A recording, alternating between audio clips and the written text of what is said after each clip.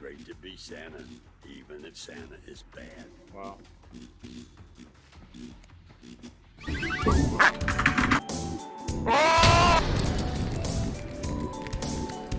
Hello Raid Squidders, this is Greg again and welcome back to another Killing Floor 2 video.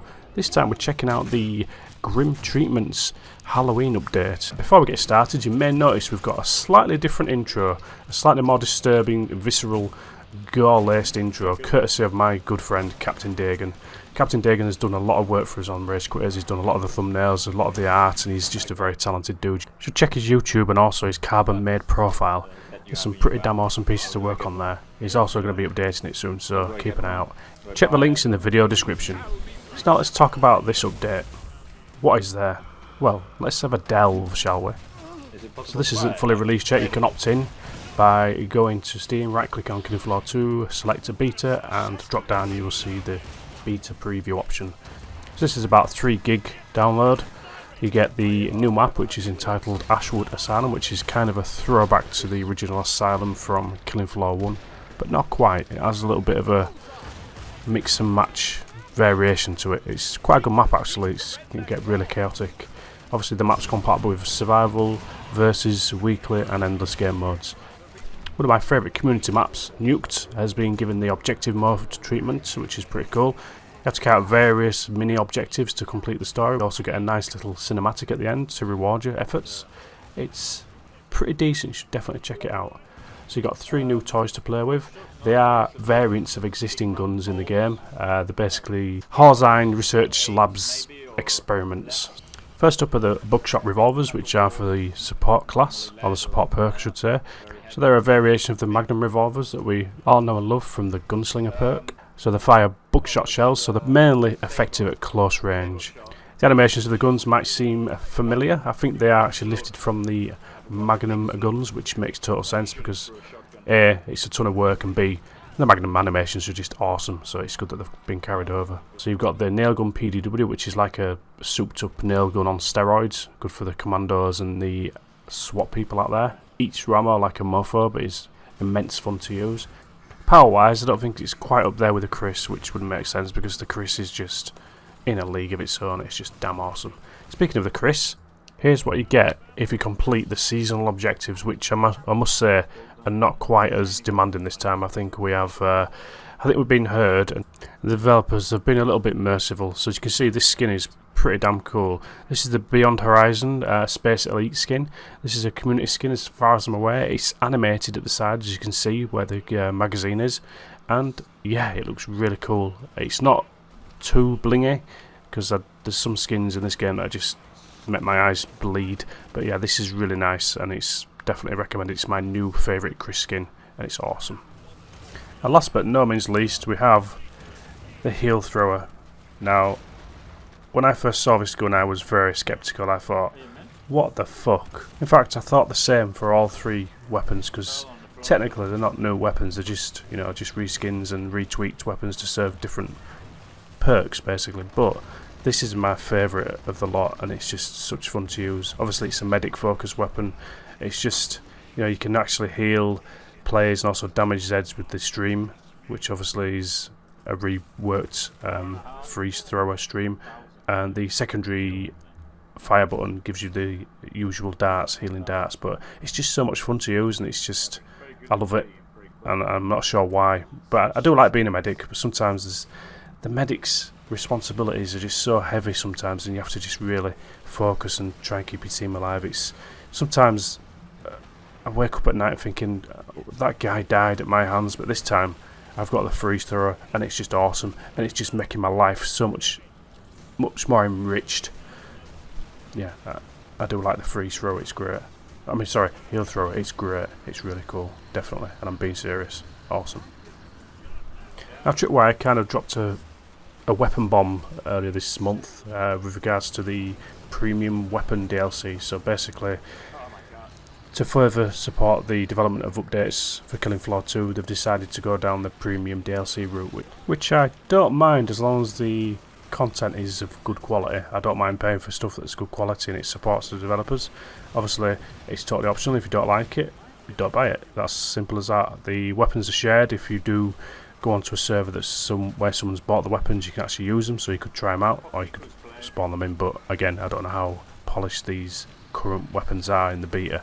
But yeah, end of the day it's a simple cosmetic thing. It's not really pay to win. It's not a competitive game unless you play versus survival, which, to be honest, not really many people play that.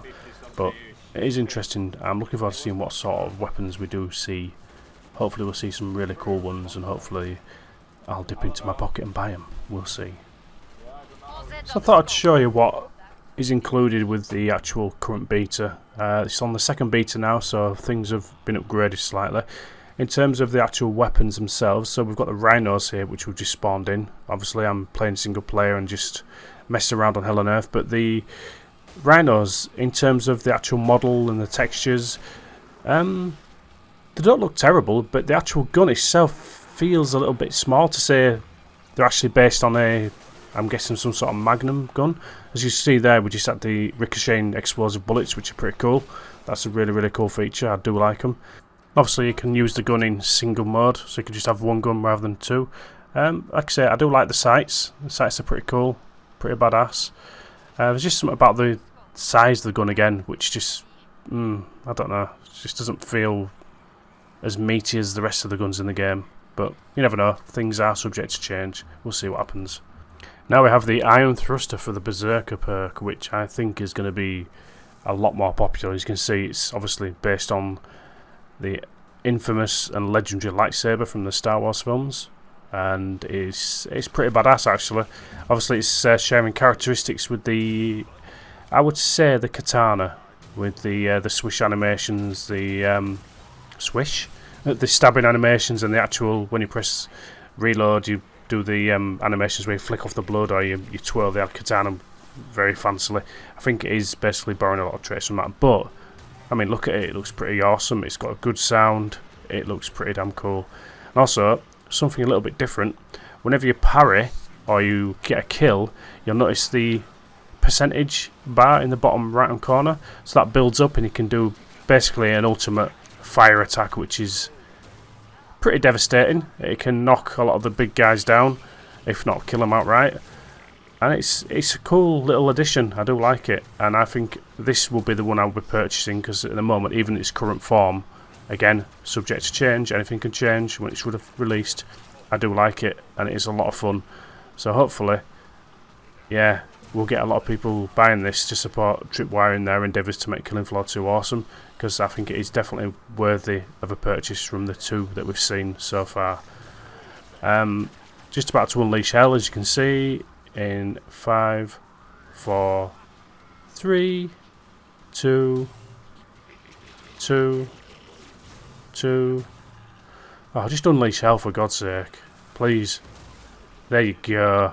So yeah, as you can see, it's quite devastating and just minces the smaller Zeds up. But yeah, they are the two weapons. Again, just to emphasise, these are subject to change. These are not officially released weapons. They're not part of the beta. They are just in the game, and they are spawnable. So interesting. We shall see what comes of it.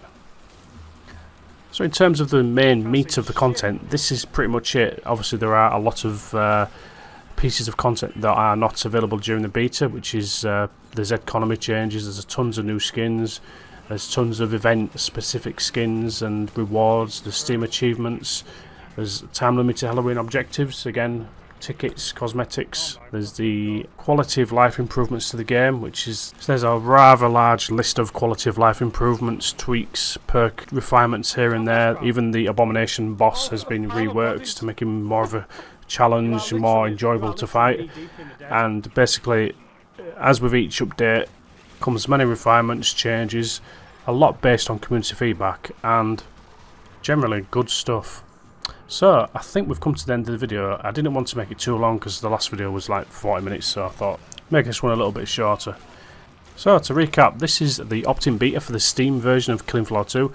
No console. I don't think the beta actually does exist on the consoles, unfortunately. Maybe one day. So, a new map, seasonal Zeds, 3 new weapons, kind of, 2 DLC weapons, which will be premium at $9.99 each, achievements, Z-economy changes, Z-economy seasonal related stuff, loads of new skins, loads of new achievements, and lots of good times for Killing Floor 2 players. So on that note, I'm going to leave you with an Abomination boss fight in the classic reimagined Biotics Labs map from the IJC guys. This is one of my favourite maps. It's carnage, it's absolute carnage. So if you like this video, click the like button. If you don't like it, click the dislike button. Feel free to subscribe, drop us a comment. Have you tried this beta yet? Do you like what you see? What do you think of Tripwire's decision about the DLC weapons? Do you think it's a good move? Do you think it's a bad move? Let us know in the comments. Cheers and enjoy the fight. Too much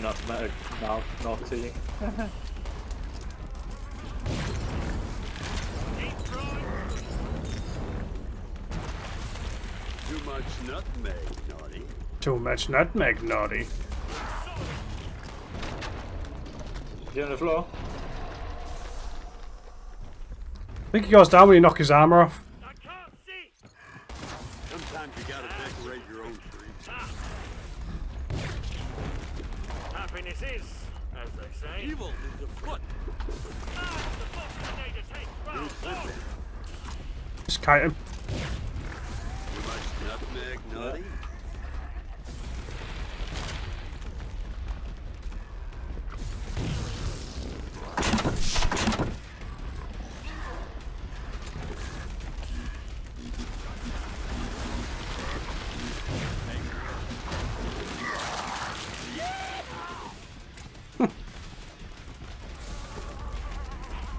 Yeehaw!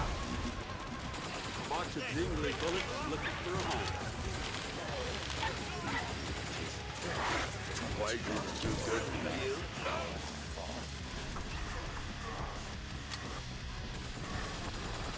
You heal me a little bit. Better than salts. Yep. Thank you. What the fucking hell Berserk's doing? Oh, he's there.